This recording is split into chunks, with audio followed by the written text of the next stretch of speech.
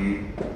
Yang saya hormati Direktur Lemlat Kemenaker Pak Agung Nur Ahmad, yang saya hormati Direktur PKK, bukan PKK ibu ini, Perluasan Kesempatan Kerja, Pak Nyoman dan Mantap. Yang saya hormati para wakil ketua Forum Koordinasi Nasional Lembaga Komunitas, yang saya hormati Koordinator Pendanaan dan Kemitraan Lemlat Kemenaker, yang saya hormati pula Bapak Ibu semua pengelola PLK komunitas ini, para pemenang yang lolos seleksi untuk mengikuti program inkubator kewirausahaan, dan hadirin hadirat semuanya. Meskipun belum keluar hadiahnya ini ya, tenang ya, mungkin ada hadiah hiburan entah bagi pasangan. Baik, yang saya hormati, program ini sebenarnya sangat penting karena dua alasan pokok. Pertama, kenapa? Karena lembaga keagamaan atau lembaga pendidikan keagamaan seperti pesantren misalnya, gereja, seminari, asrama yang menaungi PLK komunitas ini sebenarnya adalah bagian dari semacam ini, istilah kerennya agen perubahan masyarakat. Mereka lah yang ikut bertugas untuk memikirkan kehidupan masyarakat. Ya kalau bahasa pesantren yang jadinya harus basirun bi ahli zaman, harus peka terhadap kebutuhan masyarakatnya. Kalau enggak, ya repot. Bukan menjadi subjek, akhirnya menjadi objek. Apalagi kalau sampai jadi ghairun sore, lebih rumit lagi. Yang jelas lama halalah minal iroh, nggak bisa diiroh, repot lagi. Itu alasan pertamanya. Jadi program ini menjadi sangat penting. Alasan kedua, kenapa kok inkubator kewirausahaan? Nah ini Bapak Ibu perlu tahu bahwa 87% kalau nggak salah usaha atau bisnis yang diinkubasi ini punya peluang hidup lebih dari tahun keempat, dan hanya sekitar 44% yang punya peluang untuk hidup melewati tahun keempat. Nah ini pentingnya inkubasi, dan tentu saja efeknya luar biasa Bapak Ibu kalau inkubasi ini berhasil. Untuk apa dan kenapa? Karena terkait erat dengan perluasan kesempatan kerja. Kedua, terkait erat dengan pengentasan kemiskinan, dan tentu tujuan paling ujung untuk meningkatkan ekonomi nasional. Jadi sebenarnya Anda semua ini apa ya? Mujahid, pejuang untuk agama, untuk masyarakat, bangsa dan negara. Kemenaker ini hanya ikhtiar berupaya untuk memfasilitasi melalui program ini. Jadi tentu kita sangat berharap Anda semua sangat serius. Nah saya tahu nih, karena kemarin kita udah ketemu di Bali ya Bapak Ibu. Nah kebanyakan yang dipikirkan adalah modal, karena kalau nggak ada modal merasa khawatir jadi modal mati. Padahal enggak ada. Sama sekali kalau Anda cari semua buku textbook ini ya, buku ajar, marojek, ini kita yang mutakar loh ini tentang bisnis manajemen, nggak ada satupun yang menyebutkan modal itu faktor utama, faktor menentukan, faktor penting ya, tapi sama sekali nggak menentukan. Justru dari 5 faktor utama ini nggak menyebut modal. Contoh misalnya yang pertama, ini justru adalah antusiasme mencari peluang. Terus ini bukan dari saya hanya ngutip buku yang dikarang oleh 2 profesor dari Amerika. Satu dari Columbia University kalau nggak salah, satunya dari University of Pennsylvania. Profesor serius juga ya, sama seperti Pak Rektor.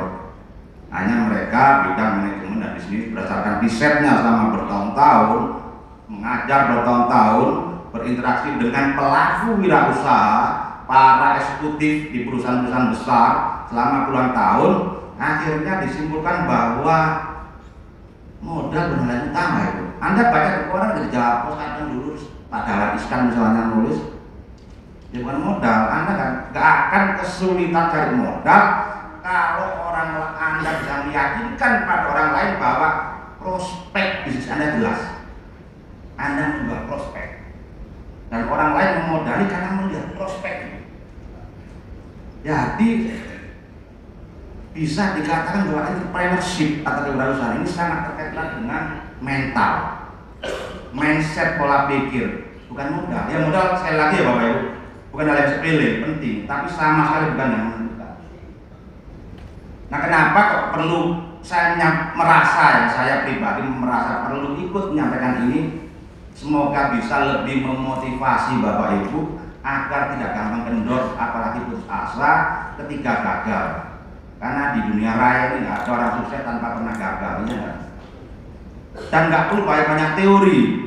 Belajar penting, mempelajari skill penting, tapi yang jauh lebih penting dari itu adalah praktek. Practice makes perfect. Dengan praktek itu Anda akan mencapai kesempurnaan. Bidang apapun, bisnis, praktek terus akan menjadi berhasil. Jatuh bangun lagi, 1000 kali Pak jatuh ya harus 1001 kali bangun. Nah ini saya membayangkan seandainya lembaga keagamaan, pendidikan keagamaan bisa melaksanakan peran penting ini, wah 5 tahun ya paling lama 10 tahun lagi Indonesia menjadi negara maju. Ini kan repot kalau nggak sampai terjadi atau realisasi. Dan faktor kedua, disiplin. Antusias mengejar peluang, mencari peluang, lalu disiplin mengolah peluang itu. Ini yang bicara pakarnya, bukan saya hanya sekali lagi hanya ini menukil, pinjem pengetahuannya para ahli menyampaikan di forum ini. Jadi harus disiplin, enormous disiplin yang kuat, yang tinggi.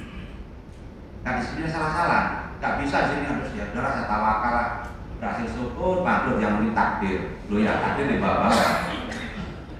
Saat gagal, berhasil lupa takdir. Enggak Pak Ibu. Apalagi naruh tawakal di akhir pula salah lagi udah. Ya sudah gagal tawakal, ya nggak bisa. Tawakal harus di awal, sekaligus menyertai ikhtiar dari awal. Ya saya yakin Bapak Ibu para kiai punya ya semua umat Islam lah, mohon maaf, umat Islam pasti hafal doa tawakal. Doa keluar rumah kan Bismillah tawakkaltu ala Allah. Kita berdoa berangkat kerja atau berangkat tidur kira-kira. Berangkat kerja artinya apa? Ikhtiar, tawakal, lalu ikhtiar, berusaha dari solusi dan harus tahan banting. Kita bisa sampaikan gagal bangun lagi, gagal bangun lagi. Nah karena ini sambutan Pak Ibu, saya nggak berani memperpanjang lagi, nanti saya nggak enak, khawatir menyinggung narasumber. Terima kasih atas perhatian Anda semua. Kurang lebihnya saya mohon maaf.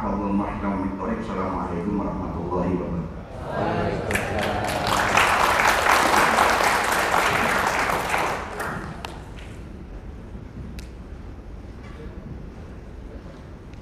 Tadi Pak Ghazi Al-Fatih menjelaskan 2 alasan penting kenapa ini ada. Saya ingin mengatakan kalau di kampus lain tidak bisa, UINSA apa saja bisa.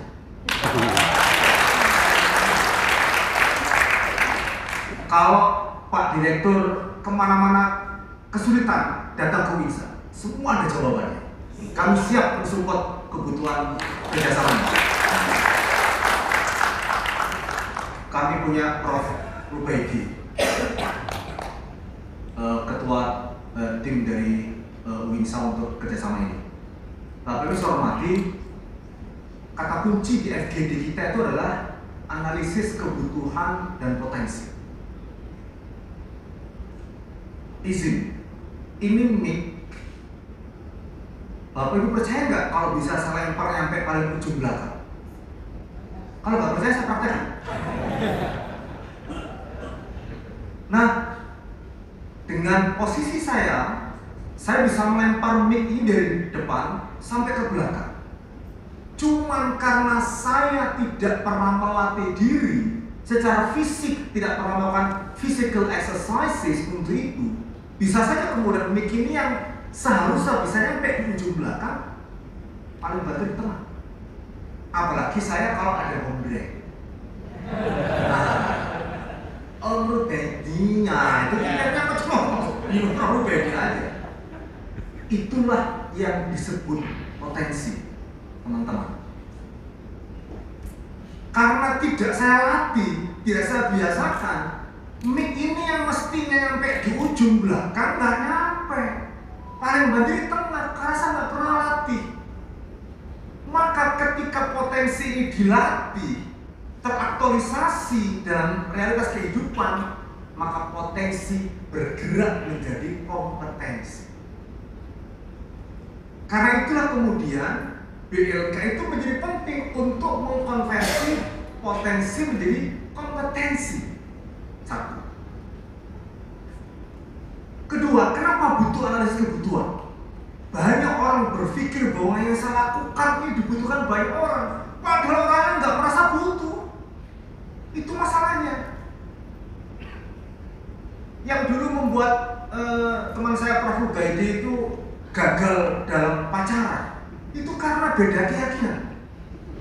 Prof. Rubaidi itu yakin bisa membahagiakan, calon istrinya nggak yakin dia membahagiakan. Akhirnya putus pacarannya karena beda keyakinan. Yang satu yakin bisa membahagiakan, yang satu yakin nggak yakin. Aku nggak yakin. Sampai berhasil mampu membahagiakan saya. Nah, kebutuhan itu wajib dianalisis. Itulah yang teman-teman saya dari Madura mengatakan need of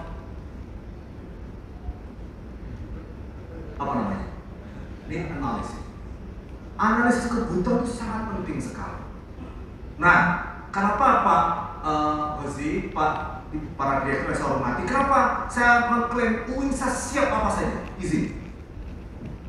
Kami ini UINSA perguruan tinggi pertama kali di Indonesia yang belajar mengikuti pelatihan certified di Kanada mulai tahun 2010, instrumen yang disebut dengan ABCD, Assets Based Community Development, membangun masyarakat berbasis aset. Kalau boleh saya pinjam gelas, kemudian airnya isi separuh. Panjenengan nyebutnya ini air gelas separuh kosong atau gelas penuh?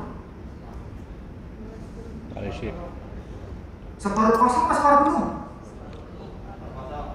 Oh, ya kan? Maka faktanya satu loh.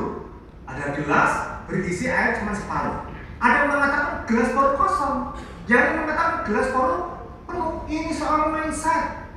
Yang mengatakan gelas separuh kosong, fokusnya pada yang kosong. Ketika kita mengatakan gelas separuh penuh, fokusnya pada air yang ada di bagian bawah ini. Ini soal mindset.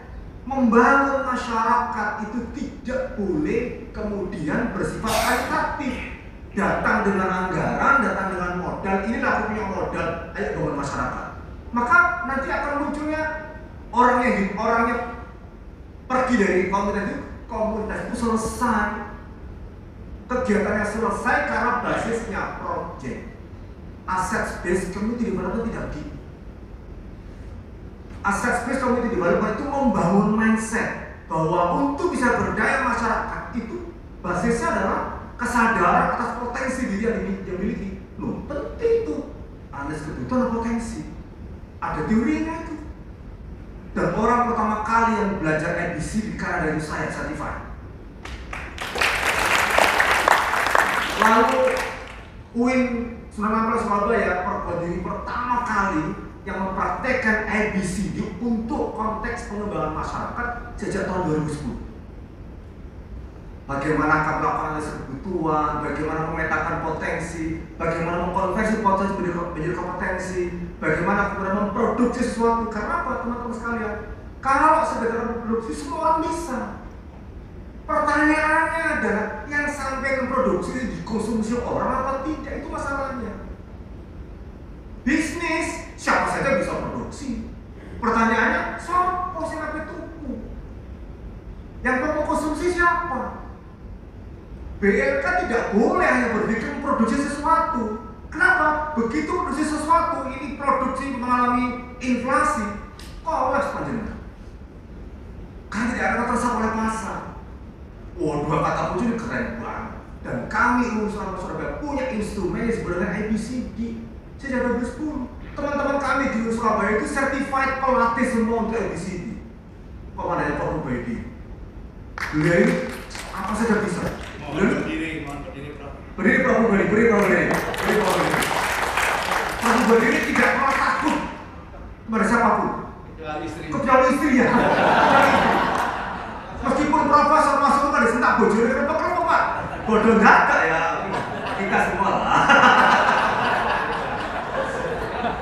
Teman-teman saya hormati. Pertanyaannya, apakah UINSA hanya punya instrumen pendampingan masyarakat ABCD? Tidak. Kami sebelumnya, 15 tahun sebelumnya sudah mempraktekkan apa yang disebut dengan participatory action research. Udah. Pertanyaannya apa sih bedanya action dengan event? Kalau action itu sesuatu terjadi by design. Kalau terjadi begitu saja itu namanya event, kejadian biasa. Nah, instrumen aksi itu tahu lebih 15 tahun sebelum tahun 2010. Jadi Pak Direktur yang saya hormati, ini kalau bicara soal pendampingan masyarakat BLK, yang nggak bisa. Atau sebelum kliennya datang ke UINSA, semua kita bisa. Pertanyaannya kemudian, apakah UINSA yang harusnya agama? Tidak. Kami terakhir melakukan pendampingan pada pengelola nelayan produksi yang lobster di Banyuwangi. Itu produksi sekian meningkatnya luar biasa. Hampir 15 kali dari produksi tahunan yang dihasilkan. Nah, itu bisa kita lakukan di banyak sektor. Karena itu kemudian saya mewakili teman-teman di UIN Surabaya menyambut baik kerjasama ini karena kami punya konsep. UIN Sunan Ampel punya konsep bahwa kemuliaan perguruan tinggi tidak diukur dari berapa banyak mobil mewah yang parkir di halaman kampus. Kemuliaan perguruan tinggi tidak hanya diukur dari berapa banyak artikel yang terbit di Scopus. Tidak. Kemuliaan perguruan tinggi diantaranya juga diukur dari seberapa besar perhatian perguruan tinggi pada persoalan masyarakat bangsa dan negara. Itulah yang disebut dengan the engaged university. Kegiatan ini kami rasa sangat penting sekali. Apalagi kemudian bunyinya komunitas. Saya tahun 2012 ke Amerika, yang namanya community college, community corporate itu banyak banget. Tadi Pak Gosir menjelaskan alasan pertama kenapa sih yang disasar oleh Kemnaker di antara adalah pesantren, gereja, pasraman yang berbasis keagamaan. Kenapa? Tadi bilang ke teman-teman, ingat loh, itu modal sosial yang tidak dimiliki oleh bangsa manapun di dunia. Maka kalau orang melihat negatif pada pesantren, pada pasraman, pada gereja, pada pemilik keagamaan, nah, ini ragu jauh. Modal sosial yang kita punya, kita tidak manfaatkan semaksimal mungkin. Disinilah kemudian kolaborasi antara Kemnaker, kerjasama Kemnaker dengan UINSA Surabaya kami anggap sebagai bukan saja ikhtiar penting untuk membangun dan memberdayakan masyarakat, tapi ini membangun, memberdayakan kapasitas kita sebagai sebuah bangsa. Kita bangun bersama-sama kemuliaan, di tingkatan masyarakat melalui sinergi yang kuat antara Kemenaker dan Uinsa Surabaya dengan Bapak Ibu para pengelola BLK komunitas sebagai focal point, sebagai titik pelaksanaan kerja luar biasa mulia bagi kita semua. Atas nama teman-teman dari UIN Sonata Surabaya, izinkan saya menyampaikan terima kasih kepada Kementerian Tenaga Kerjaan yang juga para direktur kita semua. Terima kasih Pak Rozi, Bapak Ibu sekalian, terima kasih atas kerjasama ini. Mari kita perkuat relasi, koneksi, sinergi, kolaborasi kita ke depan untuk kemuliaan masyarakat, bangsa, dan negara kita semua melalui focal point BLK komunitas sebanyak 125 se-Indonesia. Terima kasih. Assalamualaikum warahmatullahi wabarakatuh.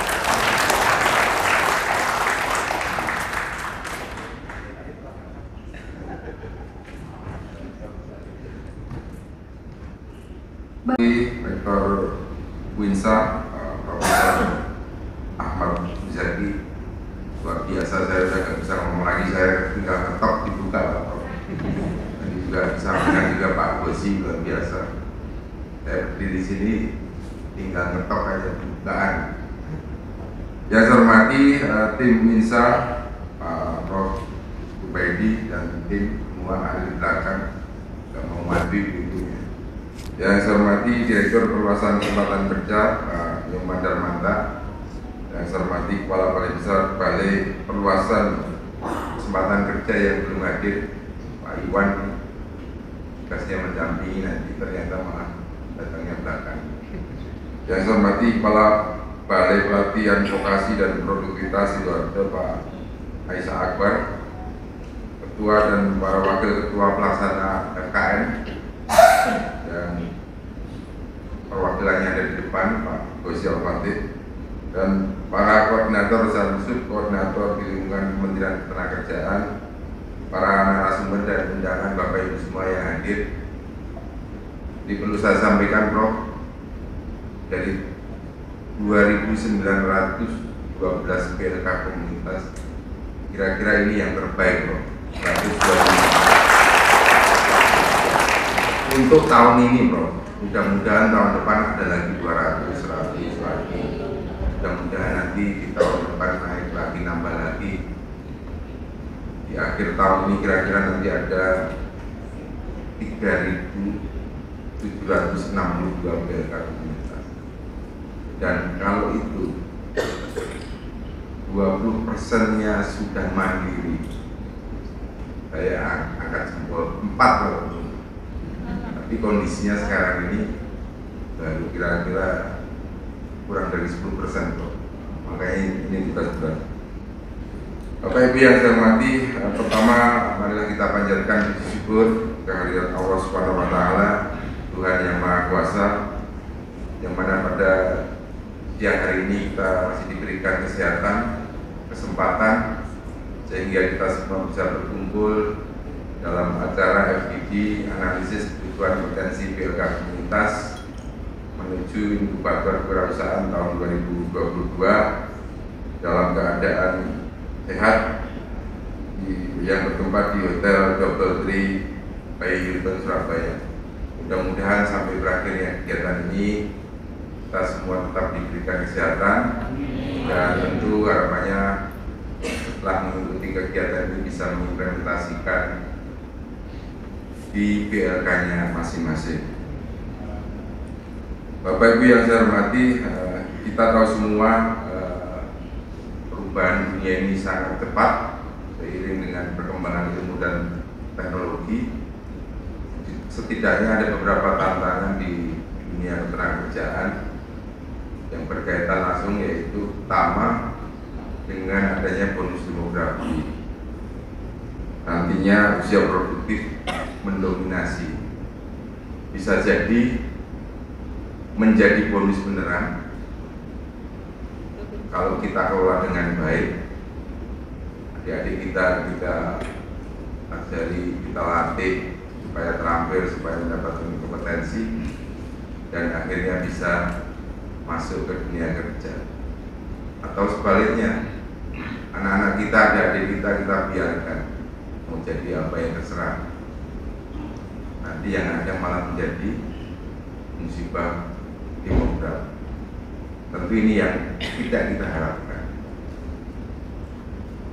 Kemudian tantangan yang kedua, dengan adanya revolusi industri, ini melahirkan teknologi otomasi yang akibatnya banyak pekerjaan yang akan hilang. Yang kita lihat langsung, jalan tol sekarang sudah nggak ada operator, di operator sudah hilang pekerjaannya. Kemudian tentu dengan adanya revolusi industri ini nanti akan tumbuh banyak lagi pekerjaan yang baru. Artinya jadi operator yang menerima pembayaran tol, bisa jadi mereka sekarang menjadi teknisinya dan lain sebagainya. Di beberapa industri juga seperti jadi dengan adanya perubahan revolusi industri ini, banyak pekerjaan yang baru yang muncul. Kemudian yang ketiga, dengan adanya pandemi COVID ini mengakibatkan pelambatan ekonomi sekaligus meningkatnya pengangguran. Oleh karena itu, kebijakan Kementerian Ketenagakerjaan melalui 9 lompatan yang kaitannya langsung dengan pelatihan dan produktivitas, yaitu yang pertama transformasi BLK dengan beberapa substansi. Kira-kira yang inti bagaimana BLK komunitas LPK ini bisa bertransformasi melalui satu misalnya desain ulang program pelatihan. Bapak Ibu yang ada di sini barangkali pelatihannya sudah nggak laku, harus segera didesain ulang. Yang biasanya IT hanya melatih Microsoft Office, Word, Excel, PowerPoint, masih laku nggak kira-kira di masyarakat? Di industri masih laku nggak? Sebaiknya segera didesain ulang program pelatihannya. Barangkali menjelang 2024 ini kira-kira yang agak laku apa? Desain grafis kira-kira gitu, untuk mendesain warna-warna yang kemungkinan nanti 2024 akan menjadi pilihan masyarakat Indonesia, itu didesain sedemikian rupa sehingga ini hal-hal yang menarik. Kemudian yang menjahit juga gitu, jangan hanya melatih yang itu aja, melatih menjahit pakaian dewasa dan sebagainya. Ini juga berpotensi bagi tadi dari sampaikan Pak Rektor, analisis kebutuhan tahun ini, tahun depan, tahun 2024 pasti kebutuhannya beda. Menjelang 2024 ini kayaknya ramai desain baju, desain kaos yang kekinian, saya kira harus disesuaikan dengan kebutuhan dan potensi. Kemudian kalau sudah didesain program pelatihannya, tentu harus terus di branding. Bagaimana masyarakat tahu kalau tempat Bapak Ibu ada BLK komunitas yang fungsinya untuk melatih masyarakat, melatih angkatan kerja. Jangan malah ditutup, ini khusus untuk santri, jangan. Tujuan utama bantuan program pembangunan BLK komunitas ini untuk mempermudah akses pelatihan bagi masyarakat. Jadi sebaiknya BLK komunitas ini harus membuka diri. Kemudian kalau membuka diri, banyak potensi-potensi yang bisa dikerjasamakan. Melalui branding ini, mudah-mudahan nanti BLK komunitas semakin dilihat masyarakat, dan tentu BLK komunitasnya juga harus melahirkan alumni-alumni pelatihan yang kompeten. Ada di Jawa Timur juga, barangkali ada di antara Bapak Ibu yang ada di sini. BLK-nya itu melatih orang sampai ngantri Nanti dicari sendiri ini di antara Bapak Ibu barangkali ada yang di sini. Karena mitranya banyak. Masyarakat datang ke BLK komunitas, bayar pun mau, asal mereka lulus langsung kerja. Itu harus dibuat sedemikian rupa supaya BLK ini dipercaya oleh masyarakat. Maka penting yang ketiga yaitu relationship, mencari mitra sebanyak-banyak, baik untuk mendanai pelatihan, baik untuk bermitra untuk penempatan, pemagangan, sampai dengan nanti bermitra untuk memproduksi barang maupun jasa melalui inkubator wirausaha. Paling tidak kita mempromosikan, membranding itu nantinya masyarakat akan lebih tahu keberadaan BLK komunitas dan akhirnya banyak mitra yang datang ke BLK komunitas. Tadi Pak Rektor juga menyampaikan, WINSA semuanya bisa, BLK komunitas juga insya Allah semuanya bisa Pak Rektor. Jadi yang kejuang las nggak hanya bisanya ngelas, nanti juga bisa membuat mebler. Kakinya kan perlu dilas Pak. Meblernya ya kayu. Nanti juga akan ada lagi kejuannya las tapi usahanya lain dan lain sebagainya. Ini peluang-peluang yang harus dikembangkan oleh BLK komunitas. Kemudian yang perlu saya sampaikan pada Bapak Ibu semua,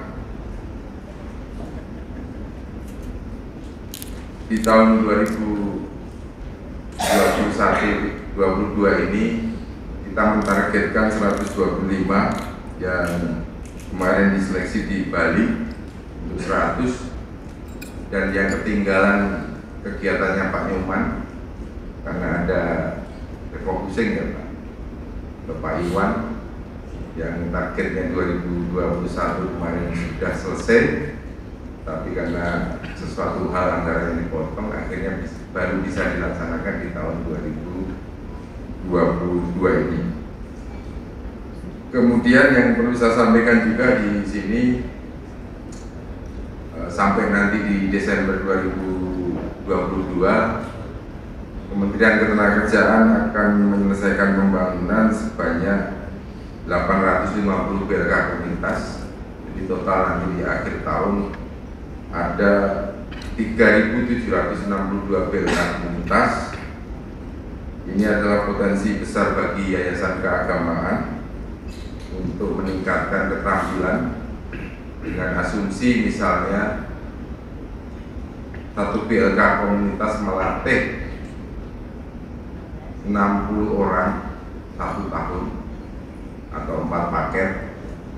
Ini luar biasa Pak, kalau kita kalikan seluruh Indonesia, ini sudah bisa melatih kurang lebih 300.000 orang melalui BLK komunitas. Hanya BLK komunitas, belum BLK pemerintah, belum lembaga pelatihan kerja swasta. Potensi besar ini tentu akan kita kelola dengan baik dan memaksimalkan peran dari beberapa stakeholder untuk kerjasama, baik untuk pendanaan pelatihan maupun kemitraan, penempatan dan sebagainya.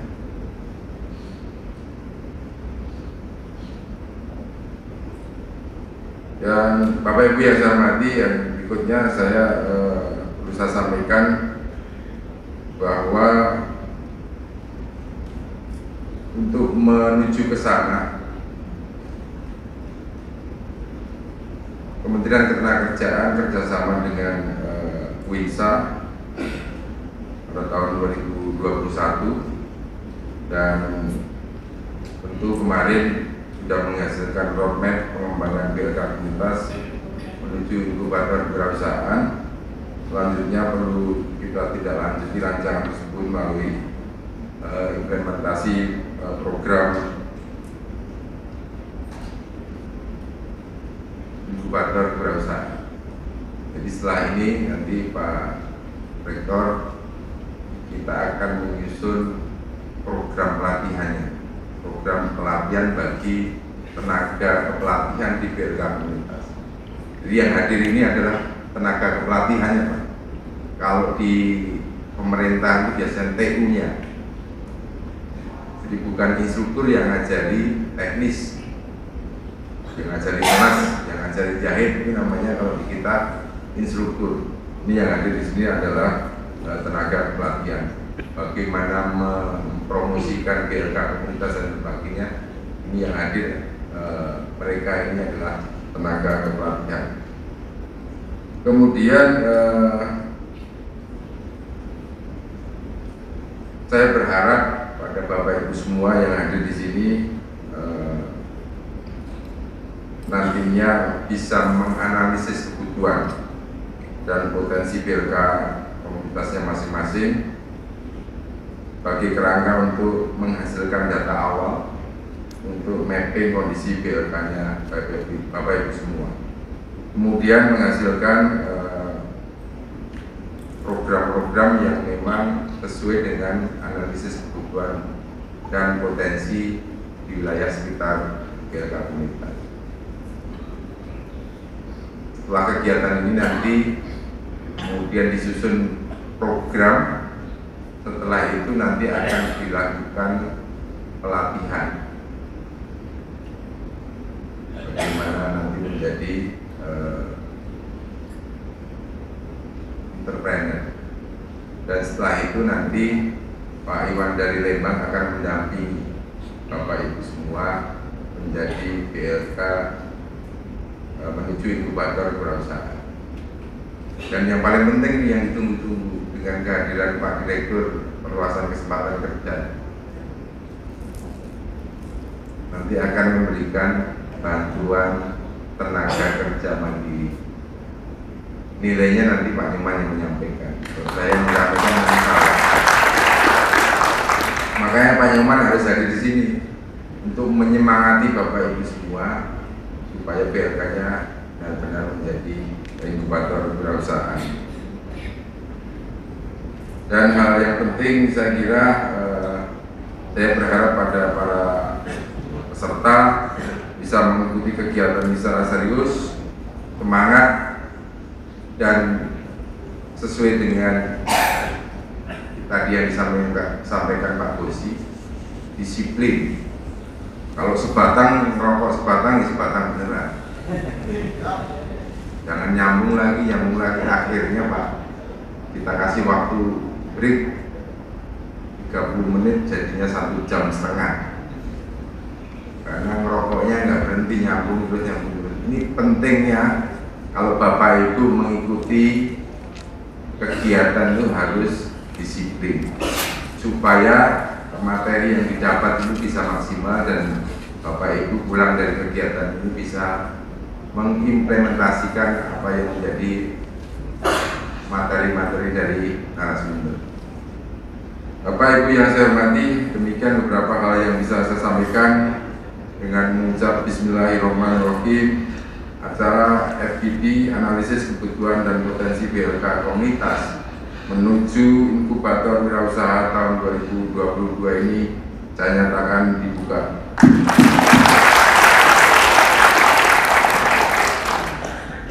Semoga Allah Subhanahu wa Ta'ala, Tuhan yang Maha Kuasa, senantiasa memberikan rahmat dan hidayahnya kepada kita semua, dan apa yang kita lakukan pada hari ini untuk kesuksesan dan kemandirian BLK komunitas senantiasa mendapat ridho Allah Subhanahu wa Ta'ala.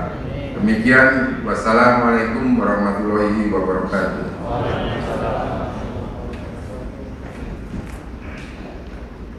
Terima kasih kepada Bapak Agung Nur Rohmat atas sambutan. Assalamualaikum warahmatullahi wabarakatuh. Marilah pada ini kita terus dengan doa, dan bila kita berdoa sesuai dengan keyakinan kita masing-masing, dan bagi yang beragama Islam marilah kita berdoa bersama-sama dengan kami. Bismillahirrahmanirrahim. Alhamdulillahirrahmanirrahim. حمدا يوفي نعمه ويكافئ مزيده يا ربنا لك الحمد كما ينبغي لجلال وجهك الكريم وعظيم سلطانك. اللهم صل على سيدنا محمد وعلى ال سيدنا مولانا محمد. سبحانك لا نحصي ثناء عليك انت اثنيت على نفسك ولك الحمد حتى ترضى ولك الحمد اذا رضيت ولك الحمد بعد الرضا برحمتك يا ارحم الراحمين.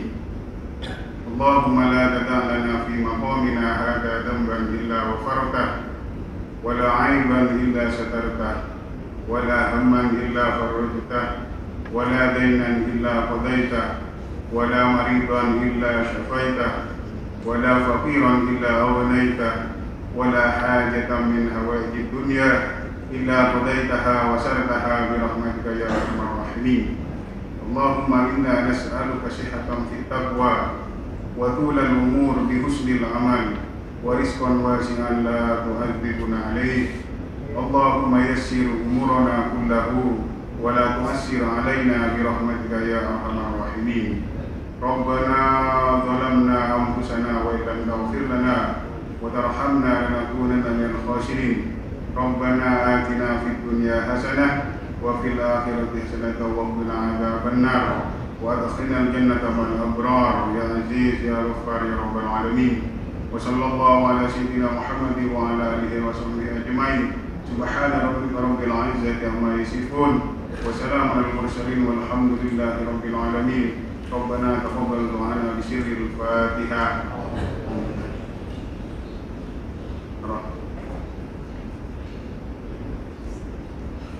Assalamualaikum warahmatullahi wabarakatuh.